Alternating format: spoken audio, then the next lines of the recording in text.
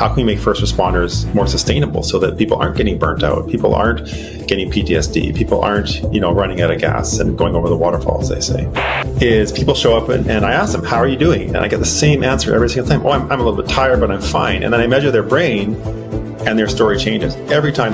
So if we can start to understand, you're fine today is less fine than yesterday or last year, let's start to get you back up to healthy before you ever get to the point of losing resilience where you might be at risk of getting a diagnosable condition or being more prone to it. Just assuming that you're going to be fine and assuming that you're going to wake up and your brain is just going to work perfectly every day is a flawed assumption, right? You're taking a risk by living that life. Welcome to Responder Resilience, along with my co-host, Bonnie Rumley, LCSW, EMT. I'm David Dashinger. Today we're speaking with Dr. Nolan Beise, CEO of Circl Brain Health. So imagine this, you put on a sleek headset, dive into a quick game, and just minutes later you're looking at a personalized readout of your mental speed, power, and focus levels. So what if you could optimize your mind just as you do your body?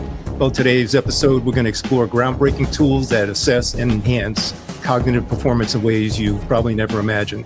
So let's unlock those secrets and look at up-leveling your brain game. This episode is made possible by Circl Brain. If you're a first responder, it's time to take brain health seriously. Go to circlebrain.com to learn more, because the toughest battles deserve the sharpest minds. There's a new app built by firefighters for firefighters, and it's called Crackle. Download the app now for free as a Legacy member and get early access to exclusive content, tools, and updates as they drop. Get the free app at crackle.respondertv.com. Remember to like and subscribe, YouTube, Responder Resilience, Facebook, Responder TV, LinkedIn, Apple Podcasts, Spotify, and go to our website, respondertv.com. Past episodes, guest information. We'll be right back to speak with Dr. Beise after this. In this family, more of us die by our own hands than by the hazards of the job. In this family, up to a quarter of 911 telecommunicators have symptoms of post-traumatic stress. In this family, our mental health and wellness are in crisis, while responders are quietly suffering. In this family, many struggle with job-related stress, burnout, moral injury, sleep disruptions, substance abuse, and relationship problems. In this family, we can help the helpers. With vital information and resources, resilient strategies, and success stories of overcoming the obstacles. In this family, no one is alone. Welcome to Responder Resilience with co-hosts retired Lieutenant David Dashinger, Dr. Stacy Raymond, and Bonnie Rumley, LCSW, EMTB.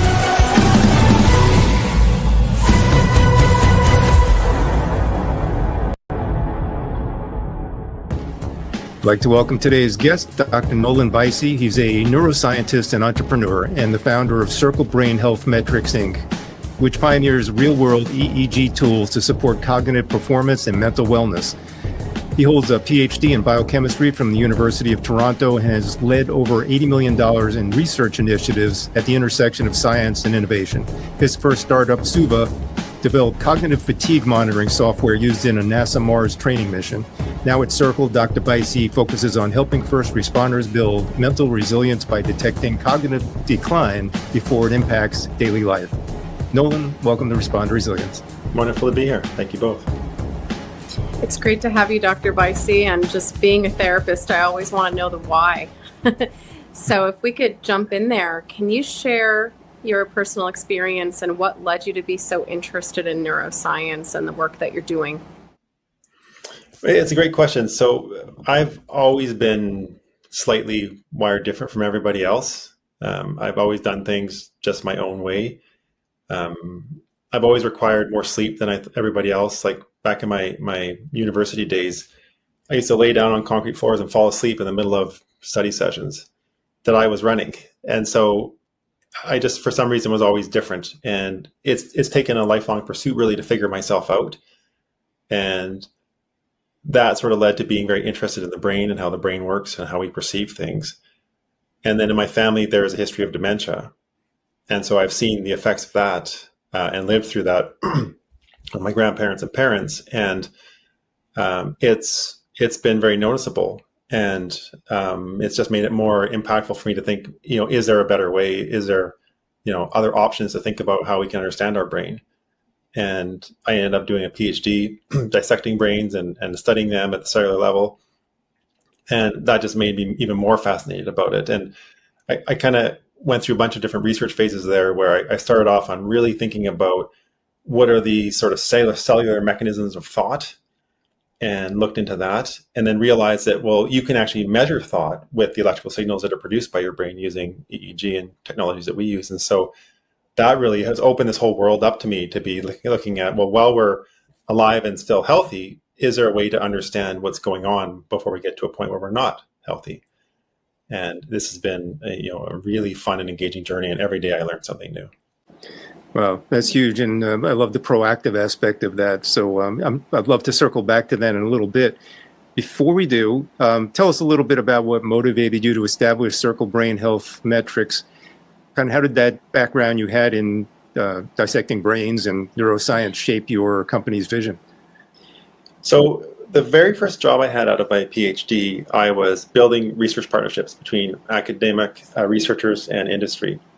And the whole point of it was to help innovations happen across the world and to help companies figure out how to leverage and work with academics, because they speak different languages, right? And industry thinks about, what are the deliverables I can get from something? And then academics think, what are sort of the research that I can do? And there are ways to sort of tie those two worlds together. And so sitting in that interface, I, had really vastly expanded my network, and I ended up meeting one researcher who was doing mobile EEG research with a different headset up here in Canada. And he reached out to me and said, hey, I have this idea. What do you think about it? And that just started everything. That was the very beginning of Suva. He was one of my co-founders. And ever since then, I haven't looked back. I can't put this down. And this is such a compelling, interesting technology to me. And I think the capacity for help is literally world changing. And so I've been chasing it ever since because it's fascinating to me. So some of our paramedics and EMTs listening may know what an EEG is, but just for everybody, talk to us about what an EEG is and why you chose that kind of technology specifically. So EEG is when your brain processes information, when you perceive the world, when you think about things internally, what happens is you get these polarized molecules in your brain that move from one place to another. They're ions. And those ions causes electrical currents to sort of transmit from your brain, which is called an action potential. Mm-hmm. And when you think of things and you perceive things, a whole bunch of brain cells fire all like a light bulb moment all at once. And you get this bulk transmission of electricity from one part of your brain to the next. Now that happens very fast.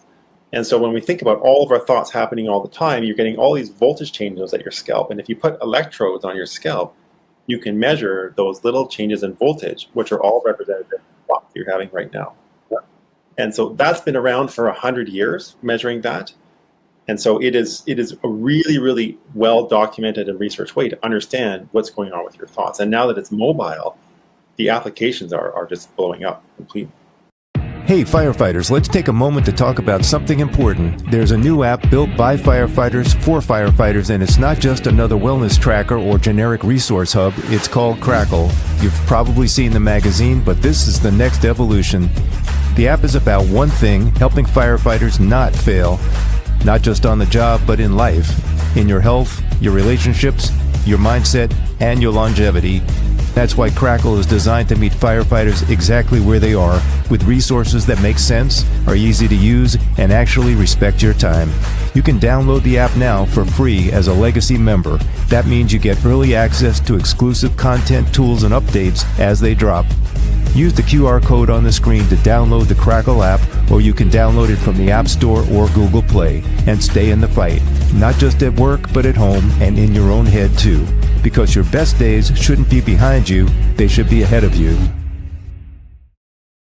It's so interesting you talk about that. I was just watching a documentary of sorts. Dr. Joe Dispenza was talking about sort of changing your thoughts, but there's a lot of B-roll in his documentary that shows what I would call old school EEG, these kind of really, Frankenstein looking nets and different kind of headpieces that people had to put on to get that information. But I've seen Circl, and Circl looks completely different. It looks like maybe something from Star Trek, nothing too intimidating. It almost looks like, a very cool thing to wear. So talk a little bit about EEG technology that you've developed and are using in Circl and how that's different from the old school that I was talking about. So you're exactly right. The old school way is it's very accurate, but it's very long and hard to get to information that's useful for you. So, typically you'd have to go into an electrically shielded room. You would be sitting beside a bank of computers. They would take this headset with gel on it, and they would strap it to your head, and they would put a chin strap on, and it would take sometimes about an hour or so to put on, and then it would take multiple days to analyze the data and figure out, well, what does it all mean? Now, because there's enough data out there, what we did is we took that process and we automated all of it. And so we made it so that you can just take a headset. It's funny you say that it looks kind of like Star Trek, because when I first designed it, I thought it kind of looks like the shape of the Enterprise, where it's kind of higher than That's it, yeah. So I get that reference.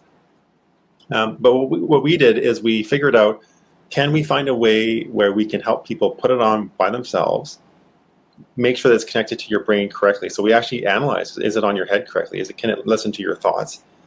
And then can we analyze your brain in almost real time? So the analysis takes, probably about 15 seconds because of the incredible power of cloud computing nowadays. And so we've taken what would normally take, multiple days, and you have to go to a research lab, and we've made it completely mobile. And so you can be anywhere that you have an internet connection, and you can put it on, and 4 or 5 minutes later, you have an objective assessment that is research validated about your brain, which is game changing, right? It's the first time of all the people that I measured, it's the first time that they've ever seen their brain waves. And it's very interesting, the trends I'm seeing in terms of where people are at versus where people think they are at. Well, this is so intriguing, and I'm wondering, can you take your research, which is incredible, and what you've invented here really and shaped, and how can we apply this to the well-being of our first responders? How do you see this being used with that population? With first responders, as you guys know, because of what you do and what you talk about, figuring out what's going on with your brain is really challenging, right? We don't have a way to accurately self-assess how are we doing. And so what happens if you think of like a healthy brain and a diagnosable condition, where you're burnt out or you have PTSD or you're dealing with something challenging, in between those things, there is a whole range of brain health that is missed. So as somebody goes from healthy onwards down, they're fine, right? They're fine through that entire journey until they're right next to being in a diagnosable condition, and they can't function, then they can't function. And so the whole point of this is to turn that fine into actual numbers so you can see how you're changing. And that change can happen over months or years or even decades. So if we can start to understand, you're fine today is less fine than yesterday or last year, let's start to get you back up to healthy before you ever get to the point of losing resilience where you might be at risk of getting a diagnosable condition or being more prone to it. So it's all about understanding how to proactively manage your brain, because what I've seen again and again is people show up and I ask them, how are you doing? And I get the same answer every single time. I'm a little bit tired, but I'm fine. And then I measure their brain and their story changes. Every time their story says, well, yeah, I guess since I'm so low that I'm not really sleeping that well, and I haven't really been sleeping well for a decade, and I'm dealing with this and I'm dealing with that. And then they sort of come out and realize that all the things that they sort of assumed they were managing well, now they know they're not. They know that they're really low and they need to do something about it. And just assuming that you're going to be fine and assuming that you're going to wake up and your brain is just going to work perfectly every day is a flawed assumption, right? You're taking a risk by living that life. Well, and one of the things we know about first responders is they want facts. They want the factual information. So it seems this is built on biofeedback. Really, the premise of biofeedback is understanding what your reactions are to things. It's not just your thoughts, but what's happening in your body as a result of these thoughts and feelings. And so I think first responders could really understand what you're describing. And once they have factual data, they can use that to make tangible changes. And then us as the therapist working with that responder can say, you're not fine. That's the going word that everyone uses. But when you have this data in front of you that shows evidence of otherwise, it's like when we measure heart rate, and how it fluctuates.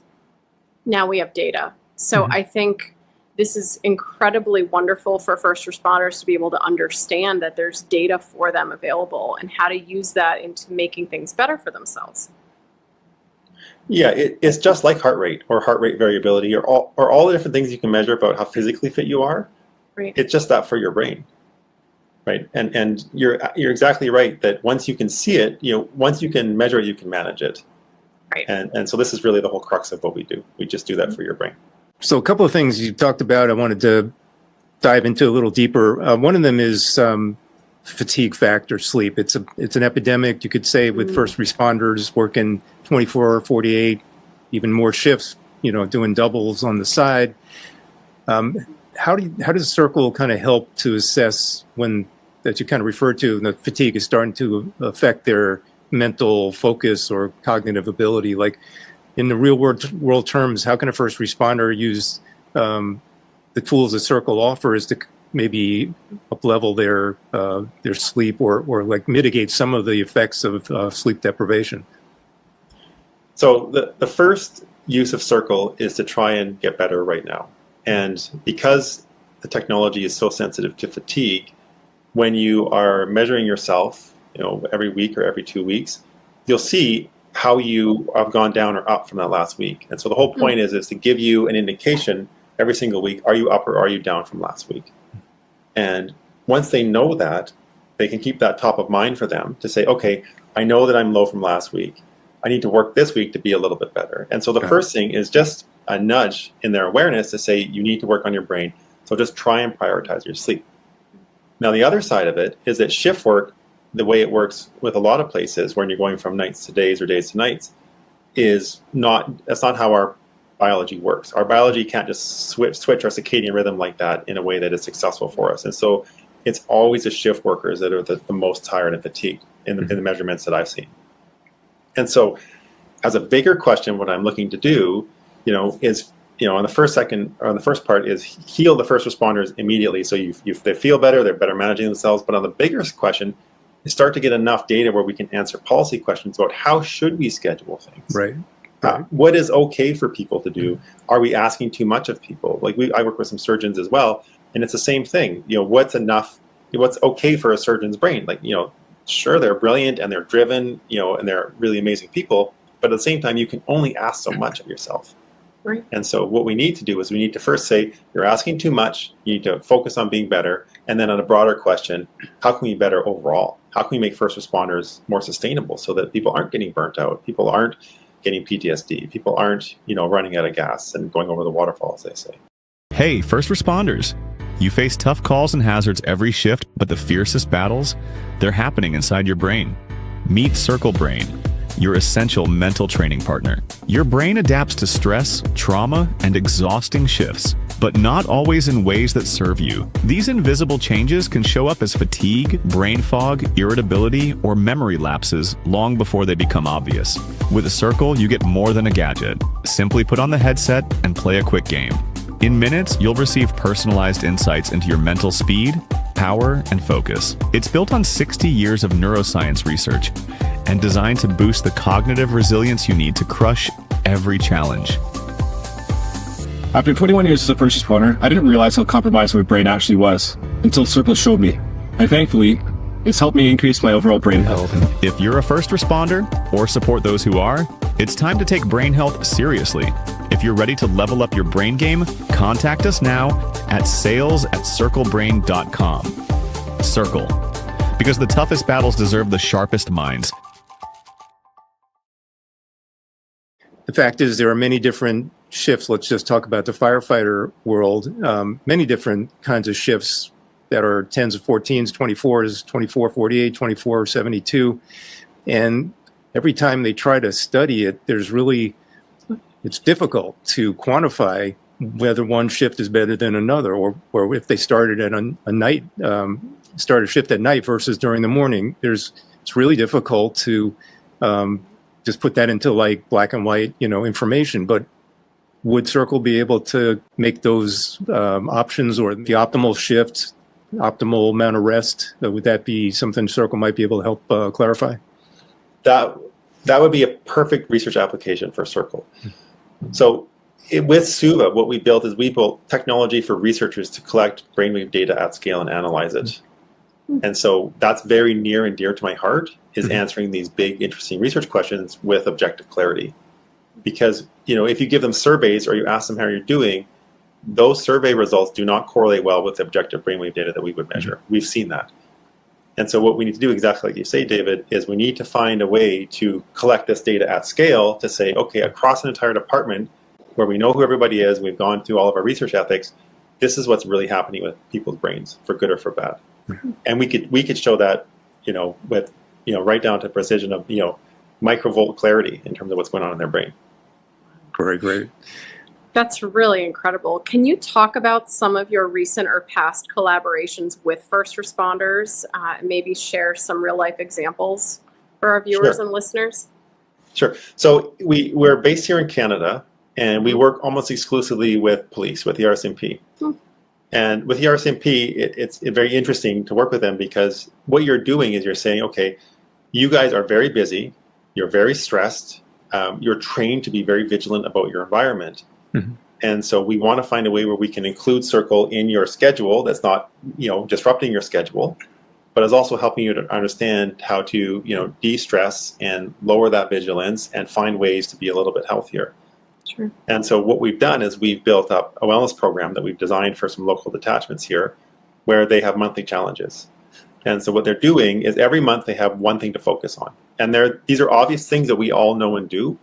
But the point of this is, going back to what David said, is we're providing some objective feedback on, is it working for you? Right? And we're personalizing that for every single body that's doing the study. And so for the people that are doing it, the monthly challenge might be, we're going to focus on sleep, right? That's the biggest one for first responders by far. And so if we can focus on sleep, and if we can be a little bit better by sleep, let's prove to ourselves how well that is improving our brain. Let's measure it. And so that's what we're doing. And so every month we do a different study, and it rolls over every 8 months, it rolls over, and then we're finding new things to do. But what we want to do is we want to make sure that not only are we seeing that their brain function is improving overall by using Circl, but that they are changing their lifestyle habits by seeing what works and doesn't. And they can realize, maybe I do need to sleep this amount, otherwise I start to keep dropping. Or maybe I do need to eat a slightly different diet, not snack so much, and eat out of vending machines, whatever it might be.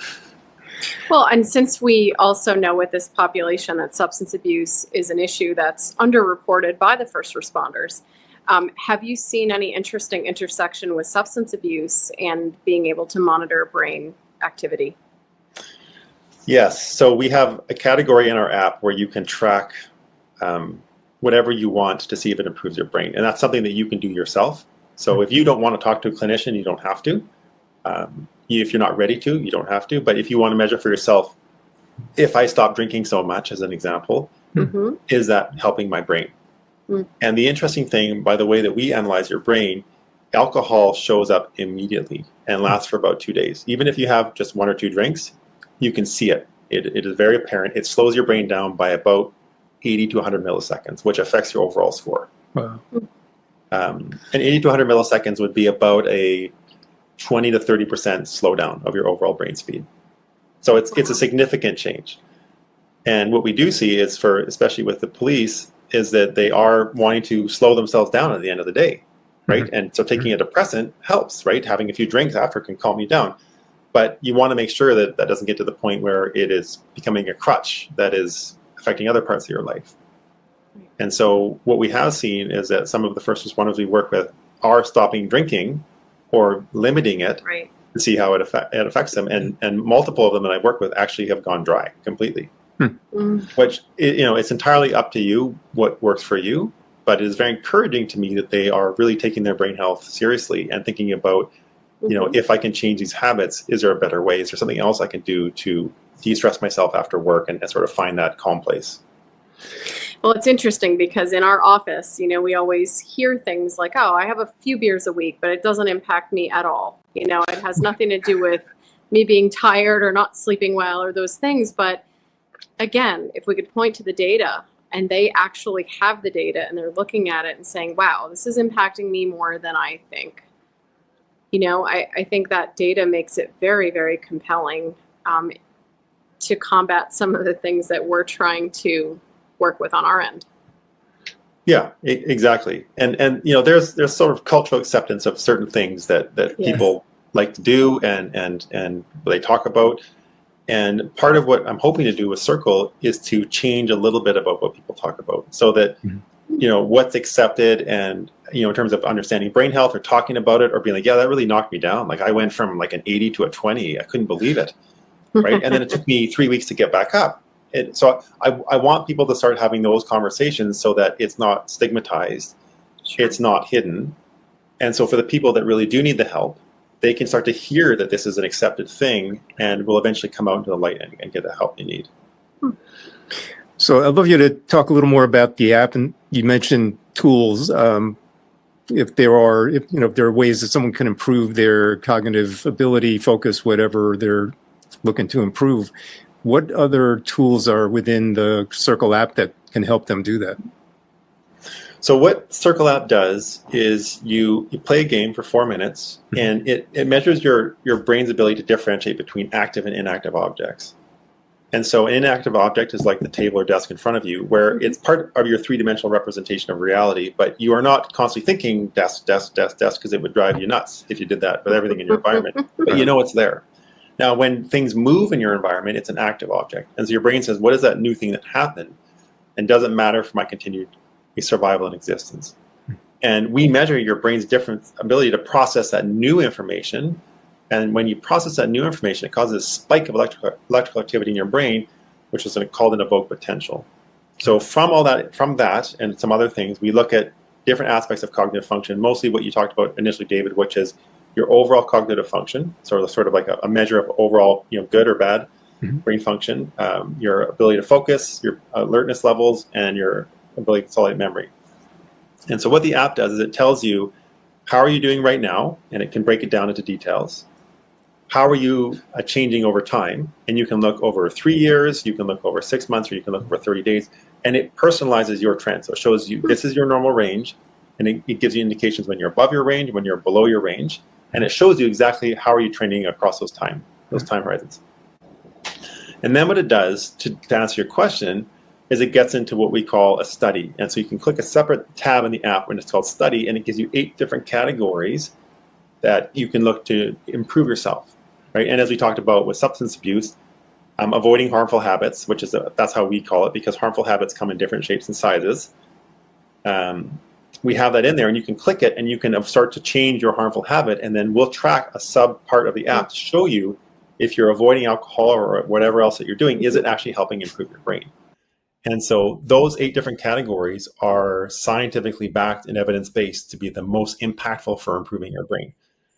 They're not hidden, they're not unknowable, like sleep, diet, and exercise. Like they're obvious things, but what we want to do is we want to make sure that when people are doing the obvious thing, they understand that it is important for their brain, and they need to keep doing it. They can't just assume, I did it for a bit and I'm good. One of the things I see over and over again is I say, I'm happy to come over and measure your brain. Let me know when. Okay, well, I'm going to exercise a bunch and eat really healthy for a month, and I'm going to sleep a bunch because I want to get a really good score so I can feel good about myself, so I never have to measure my brain again. I'm just going to live the rest of my life assuming that my brain's good forever. And that's not always the case. And so the whole point is that measurement over time and understanding with your studies, are you improving based on these different categories or not? This episode is made possible by the First Responder Center for Excellence. Discover more at firstrespondercenter.org and connect with us on X, Facebook, LinkedIn, Instagram, and YouTube. That's really great. And you mentioned the normal range. I was wondering, is your range built on the window of tolerance? Because on our trauma team, we teach first responders about their window of tolerance with hyperarousal and hypoarousal, and how they have spikes and dips. Is that some of the scientific work that you've based your ranges on? That's a really interesting and nuanced question. So we specifically don't link the brain measurement to functional deficits or capacities. Okay. Because as soon as you do that, you end up in a diagnosis territory, right? Okay. Where we say, okay, if your brain is 10%, you're functionally impaired, and now there's a liability issue associated with that measurement. Understood. Right? And so what we do is we say, having a better brain is better and more resilient and healthier for you. So let's get you up and to the right. Let's improve your brain function. So we show what is the normal cadence of your brain function for you, and then when are you 2 standard deviations lower than that? So when are you really outside of your norm, right? Did you get a concussion? Did you have a really tough week? Did something happen? And then can we get you back to the better version of you? Okay. And then we measure that range on a year-to-year basis. So what we want to do is we want to take your current range and we want to start to improve that over time. We want your overall, normal mean, your average, to go up. Okay. No, that makes a lot of sense. Thank you for answering that question. Of course. So, Dr. Beise, some person, agency, wellness coordinator is interested in using Circl in their organization. How does that work? Is it available for purchase? How do you work with different first responder organizations to enable them to use Circl in their pursuit for wellness? Sure. So each headset can measure multiple people. And so what we do is we'll say, okay, how many people are at your location? Mm-hmm. And that could be anywhere from, 30 people to multiple thousands of people. And then we have a conversation about where we want to put measurement stations. So often they're in break rooms or massage rooms or, breakout rooms, places where people can have a quiet space for a period of time to measure their brain.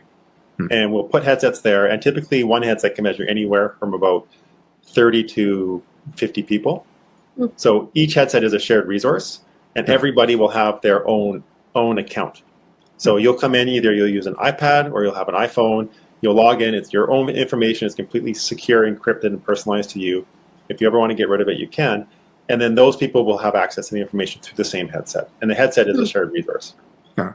And so what we do is we charge the departments or the locations based on how many seats they have. So how many people are using the headset. We don't charge for the headset. If they break the headset through normal use, we'll send you another one the same day. So we really want to make sure that they are using it regularly. Mm-hmm. And we are working with them to really encourage them to build the Circl device into their wellness programs. We want them to evolve what they're doing already to better include the brain. So we see that some first responders don't trust their agency or department. So I was wondering, is there a way to work around that? Like if someone said, I'd love to do this, but I don't want to be sitting at my department because I don't trust where the data will go. Are there workarounds for that? Well, I can guarantee you that the data is never available to anybody outside of the individual. Okay. So one of the things that we've seen over and over again, especially working with police, is they really don't want data going anywhere. Right. I've had a lot of questions about, well, what happens if I go out and something happens? What is that data now? Am I culpable? Right. Can that data be shown under discovery? So what happens in a little more detail is we've built firewalls within our system so we do not know who you are. Mm-hmm. When you're using our system, you get a 26-digit randomly generated number. That is the only thing we know about you. It is just so that we can figure out where the data is and send it back to you so you can see it on your personal device. Nobody else can see the data. Nobody else has access to it. You literally have to open the app and show people the phone. That's the only way somebody can see your device. Mm-hmm. And if you ever get to the point where you are nervous about having your data stored with Circl, there are 2 buttons within the app. You can delete your account and then poof, it's gone immediately, or you can delete your data and it's gone. It's literally gone as soon as you press that button. I think just in the days of litigious liability that our first responders are facing, I think that's a really important point that you just made, and hopefully would quell any anxiety someone would have about the privacy part of this. It's a very interesting question because I have talked with some locations and different types of first responders where they want to have oversight on their workforce to help them. Right. But there's some liability issues there that we cannot navigate and we're not willing to navigate. So we can't work with them. Understood. Because they say, well, I want to help. And it's like, I understand you want to help, but you have to let them help themselves. And if they want to work with a clinician and better their brain, it has to come from them because it's their data. It's their own personal information. We're not going to share what's going on with somebody's counselor appointment to their bosses. Same thing with our data. It's healthcare data. We're going to, it's close to healthcare data. It's wellness data. We're not going to share what's going on with their brain to the rest of you. We can't. Sure. In aggregate, we can share, right? If we have enough data points, we can say, here's overall how the organization is working, but we're not going to detail that into positions or locations that could eventually be identifiable to people. It's just, are you using the app? Are people generally improving? Looking ahead, what's your vision for the future of brain health research and especially what you're doing with Circl and first responders? So what I'm hoping to do goes back to a little bit on the policy side is I want to start to be incorporated enough into first responder wellness programs and locations and research studies so that we can start to really make people more resilient. where we can start to make people really think about, okay, what's going on with their brains and how can we do this job in a better way? And that goes back to helping them right now. They need help right now, let's be fair.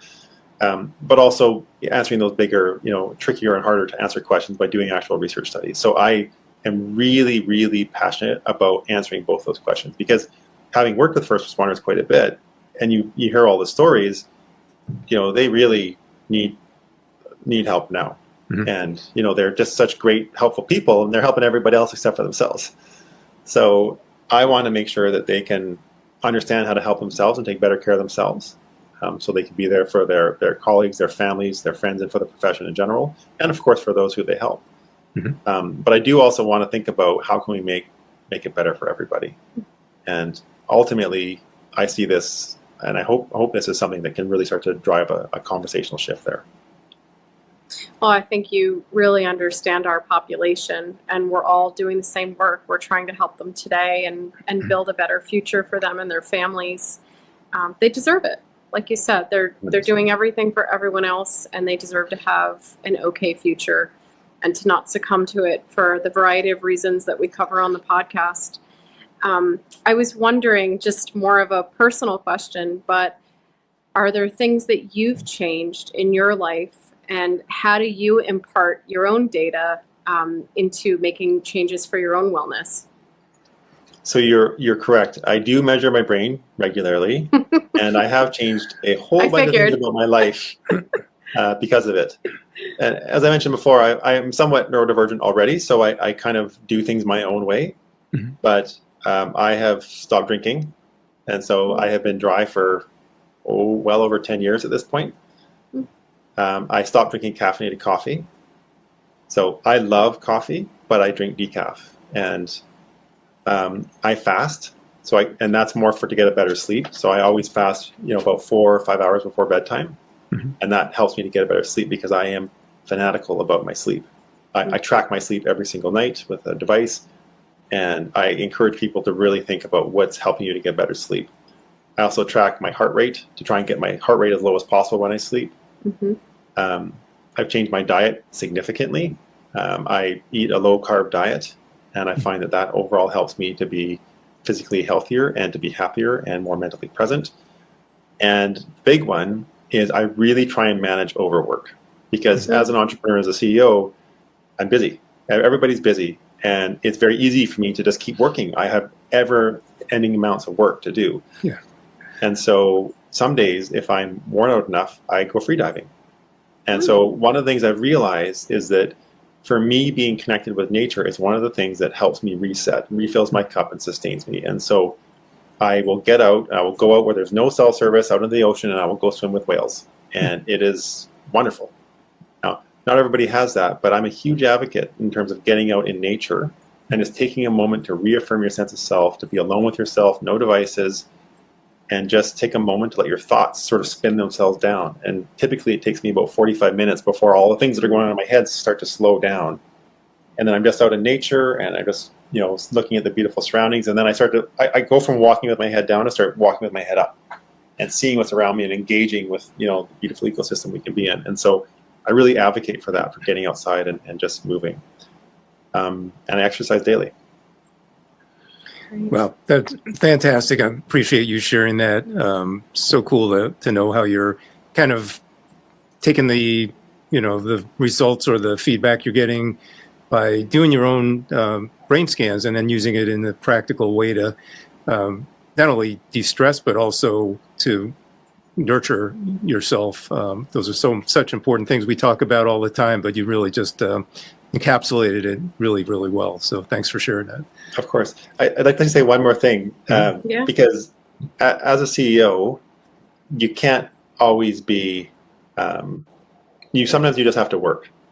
And so what I found, and the whole point of tracking my brain, is that sometimes I do wear myself out. There's just no other option, right? Like I'm at conferences, I'm busy, I'm doing this, I'm traveling around. And I've gotten myself down to like an 18 out of 100. Wow. Which for me was really low. And it actually shocked me a little bit. So this is the whole point, coming back to the technology, is you don't always know where you're at. You have to track it to sort of figure it out. And then as soon as I saw that, I was like, I'm going home, I'm going to rest, I'm going to take the rest of the week off. And I did, and it helped. But unless you see that, you just keep working. You just keep wearing yourself out. You know, even if people just take the concept of what percent are you at, you know, that's very simple, and we're not showing it on the data in this moment. But I know when you just said that, I asked myself, wow, what percent was I at Monday after this past weekend? You know, and I think if we could get people to just start thinking about, even if we use Stacy's term, dumping the bucket or the bucket in general, what percentage of the bucket is full of water right now and how empty is it? And even that concept alone, I think, could be really a great metric for responders to use daily. But what I hope is that people listen to what we've talked about today and say, you know what, wow, I want to try that. And I want to see what my data really looks like, because I know the data that I tell myself that I look like, but I want to know the truth now. And I think that could be really, really beneficial, just long-term and on a macro and micro level. Yeah, I sure hope so. From what I've seen, when people use the headset, it is an eye-opening moment for everybody, for good or for bad. Of all the people I've measured, maybe 1% to 2% of them are where they think they are. Right? So we are all telling ourselves these stories about, oh, I'm fine, I'm good. It's not affecting me as much as I think it is. I don't need to sleep that much, or I'll sleep later, or I'll do that later. So, you know, I measured a bunch of people yesterday, and this one lady came in and she had almost 100 percentile score. Like, she was basically 100 out of 100, which I never see. And so I was so impressed. I said, what are you doing? And then she started listing off, these are all the things that I do. And she's doing all the things that are in the app already, because she knows. She doesn't take her brain health for granted. So I was very impressed that she's probably 1 out of thousands at this point that we've measured that was actually that high. Amazing. Wow. So as we wrap up, where can people find you, Circl Brain, and any other projects or events you want to share about? Yeah, so you can find me on LinkedIn. You can find my company at circlebrain.com. There's no E in the spelling of Circl. And if you want to reach out to me and our team, you can find us at sales@circlebrain.com, and we would love to talk with you. You can find us through our website as well. There's a little connection box there. And the next thing that we're doing is we're starting to expand into understanding healthcare and operating rooms, and also aging. And so we're working to help people avoid dementia. And so one of the things with first responders that I did not talk about is that the things that they're going through now put them at further risk for getting dementia later on. And so we want to help on all the ends of the spectrum of brain health, both for solving the acute needs now, but also helping to limit that cognitive decline later on, because we don't want you to retire and then wear yourself out. Right. Well, thank you for caring about our population, and I can tell that you have a lot of brain electricity in this area to make things better. I know there'll be more things coming down the pike, and on behalf of all of our responders, thank you for caring about them and doing this work for them behind the scenes. Well, thank you for spreading the word. It helps greatly. I really appreciate it. Yeah, Dr. Nolan Beise, a pleasure to speak with you as always, and keep up this amazing work you're doing, and especially appreciate your focus on first responders and their brain health. So keep up the good fight. Thank you. We'll certainly do that. Remember to like and subscribe, YouTube, Responder Resilience, Facebook, Responder TV. We're on LinkedIn, Apple Podcasts, Spotify, and our website is respondertv.com. You can find past episodes and guest information and information about the launch of our new book, Clinician's Guide to First Responder Mental Wellness. Until the next time, stay safe, be kind to yourself, take care.